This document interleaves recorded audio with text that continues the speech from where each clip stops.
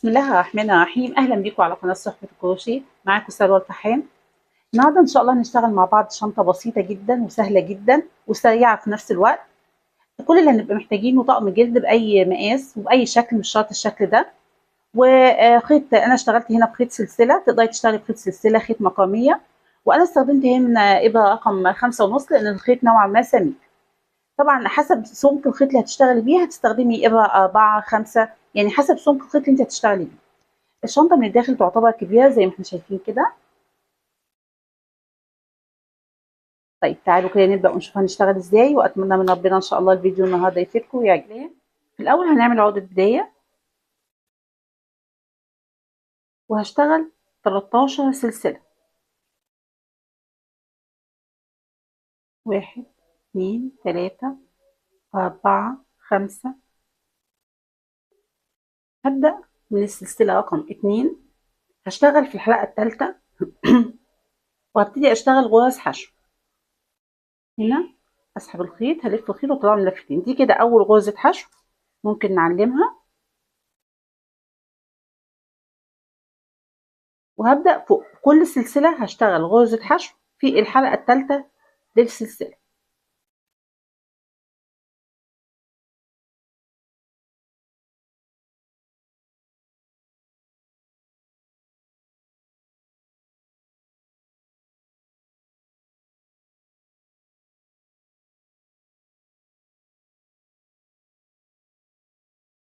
بالشكل ده. هنا وصلنا للسلسلة الأخيرة، هشتغل 3 غرز حشو في نفس المكان. 1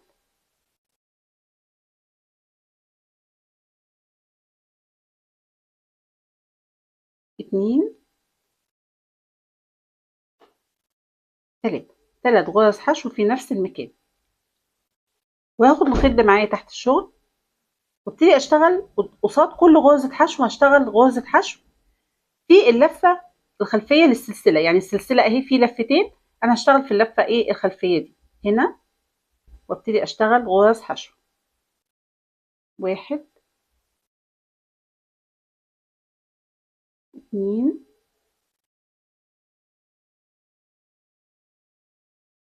3 4 5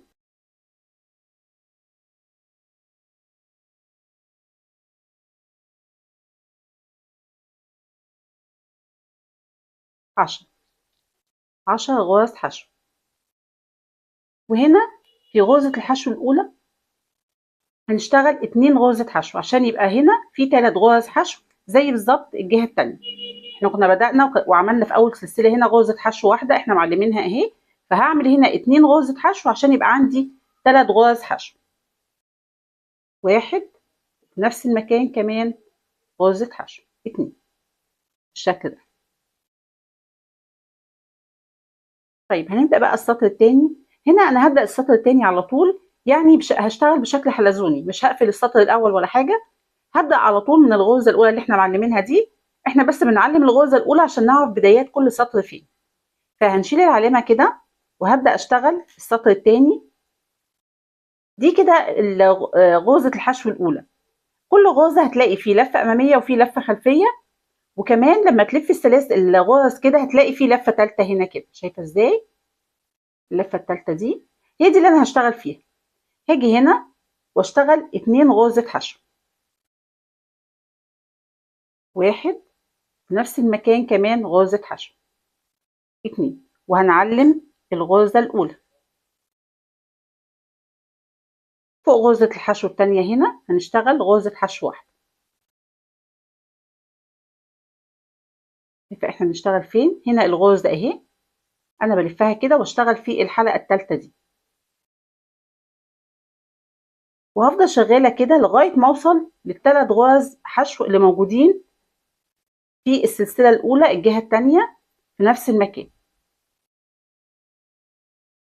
هنا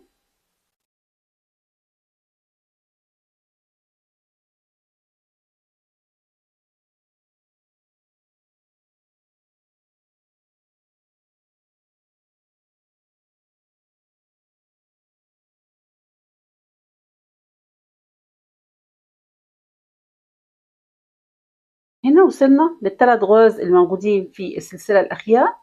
هنشتغل فوق غرزة الحشو الأولى 2 غرزة حشو في نفس المكان. 1 2. فوق غرزة الحشو الثانية 2 غرزة حشو. 1 2. فوق غرزة الحشو الثالثة 2 غرزة حشو. 1 2 بالشكل ده.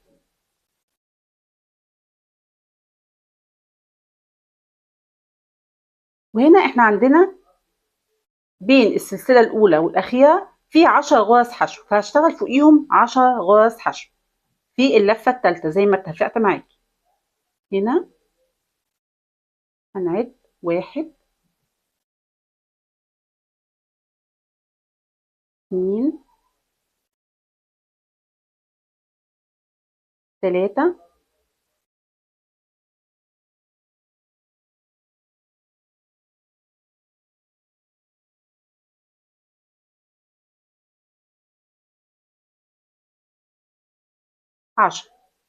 10 غرز حشو. وصلت هنا بقى عندي فاضل عندي غرزتين 2 بس. احنا اتفقنا ان الغرزة الأخيرة هنا فيها 3 غرز حشو.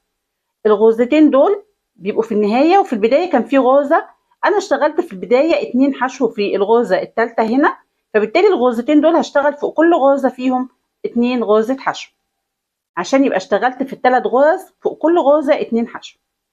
يبقى هنا هعمل 2 حشو 1 2، وهنا كمان هعمل 2 حشو 1 2. يبقى احنا كده خلصنا السطر رقم 2 وبقى الشكل عندي بالشكل ده. طيب السطر الثالث هبدأ برضو من الغرزة الأولى هنا. خلي بالك معايا، هنا هشتغل 2 حشو 1 2، وهعلم الغرزة الأولى. اللي بعدها هشتغل غرزة حشو واحدة،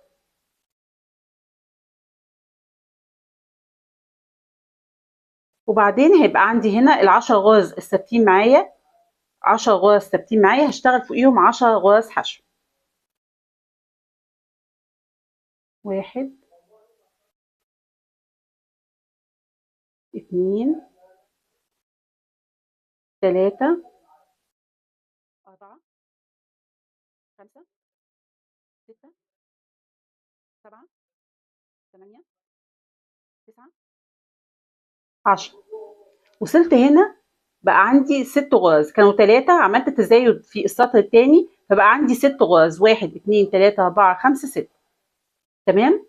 طيب هشتغل ازاي هنا؟ خلي بالك معايا، فوق الغرزة الأولى هنشتغل 2 حشو 1 2. فوق الغرزة الثانية هشتغل غرزة حشو واحدة. فوق الغرزة الثالثة هنشتغل 2 حشو 1 2. فوق الغرزة رقم 4 هنشتغل غرزة حشو واحدة. فوق الغرزة رقم 5 هنشتغل 2 حشو 1 2. فوق الغرزة رقم 6 هنشتغل غرزة حشو واحدة. وده تزايد السطر الثالث. بعد كده هنشتغل 10 غرز حشو 1 2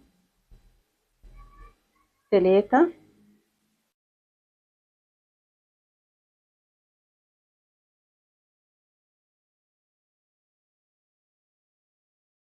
10. هيبقى هنا عندي 4 غرز 1 2 3 4. كان عندي هنا 6.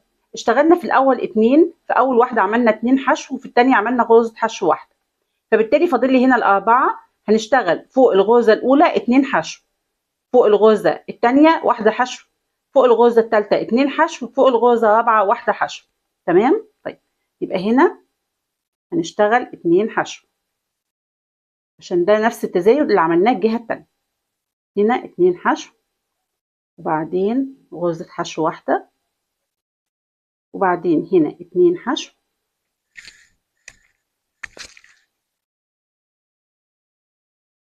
1 2 وبعدين هنا غرزة حشو واحدة.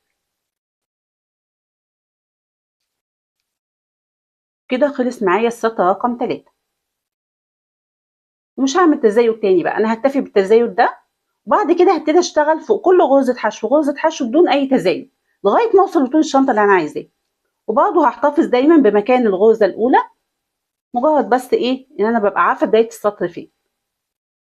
هشتغل فوق كل غرزة حشو غرزة حشو في اللفة الثالثة هنا. دي كده اول غرزة حشو معايا في السطر رقم 4،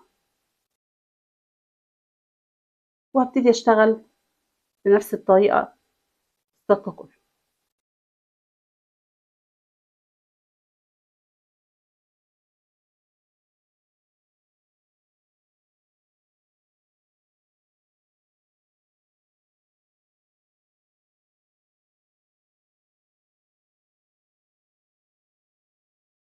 كده خلصت السطر رقم 5. زي ما قلت لك غرزة حشو فوق كل غرزة حشو بدون أي تزايد. اللي هنعمله دلوقتي إن احنا هنرتفع بالسطور بنفس الطريقة اللي اشتغلنا بيها السطر الخامس لغاية ما نوصل لطول الشنطة اللي احنا محتاجينه. يعني أنا تقريبا هشتغل 26 سطر، أنت حسب الطول اللي أنت عايزاه تشتغلي بنفس الطريقة، ونرجع نكمل إن شاء الله. تمام كده أنا اشتغلت حوالي 26 سطر والشنطة بقت بالشكل ده. دلوقتي بقى آخر سطر عايزين نشتغل بس سطر من الغرز المنزلقة علشان تكون متماسكة الشنطة من فوق هنا. فبنفس الطريقة برضو في الحلقة الثالثة، خلي بالك معايا هنا بنفس الطريقة هنبتدي نشتغل غرز منزلقة. في الحلقة الثالثة هسحب الخيط من هنا وكمان من اللفة اللي على الإبرة كده على طول. هنا هسحب الخيط من اللفة الثالثة ومن اللفة اللي على الإبرة كده على طول، من غير ما أشد إيدي ولا حاجة، مجرد بس غرز منزلقة عشان تكون الشنطة متماسكة زي ما قلت.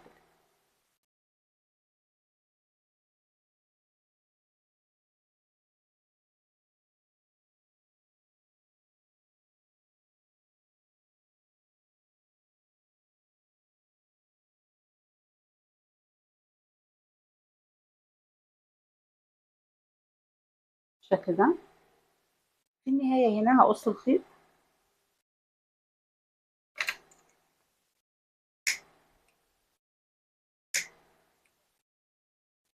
وبعدين هسحبه لفوق كده وهنصدمه في الإبرة.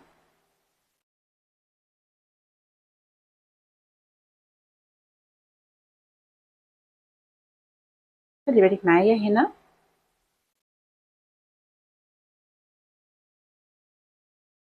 الغرزة اللي عليها الدور هنا هدخل الخيط ده كده لقدام، اسحبه كده لقدام، واخر غرزة اشتغلت فيها في المنتصف وارجع الخيط ده للخلف بالشكل ده.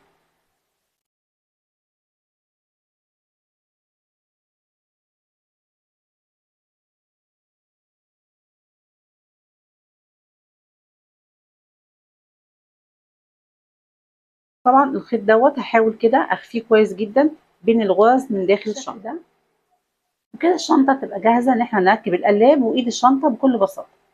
طيب القلاب هنركبه ازاي؟ تعالوا نشوف مع بعض. هنا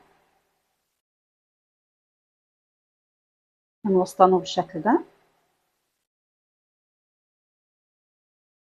يعني كده تقريبا.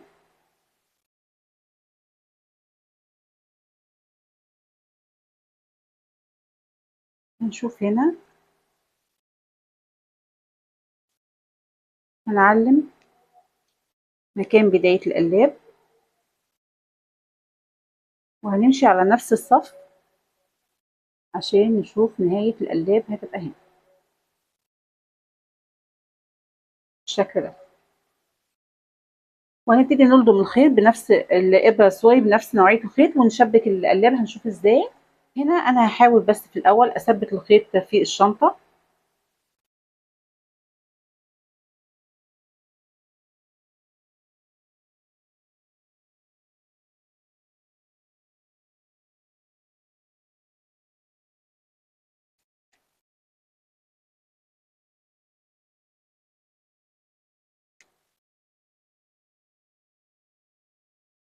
بعدين هبتدي أشوف المكان اللي أنا عايز أثبت فيه القلاب هنا.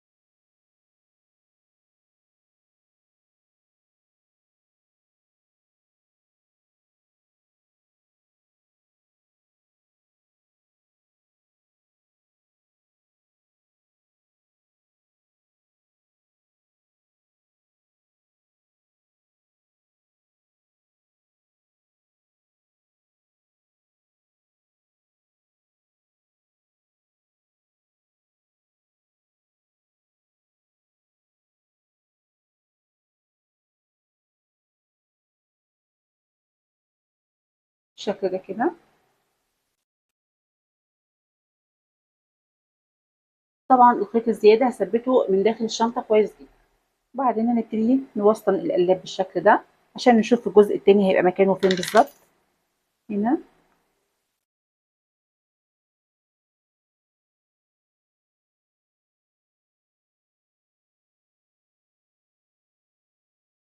بالشكل ده كده، وهنركب الجزء ده كده من الداخل، والايد هنركبها هنا بكل بساطه. تمام كده، وده شكل الشنطه في النهايه. اتمنى من ربنا ان شاء الله انها تكون عجبتكم. زي ما قلت لك هي بسيطه جدا وسهله جدا وفي نفس الوقت شكلها شيك جدا. شكرا، ونتقابل باذن الله على خير في فيديو جديد، والسلام عليكم ورحمه الله وبركاته.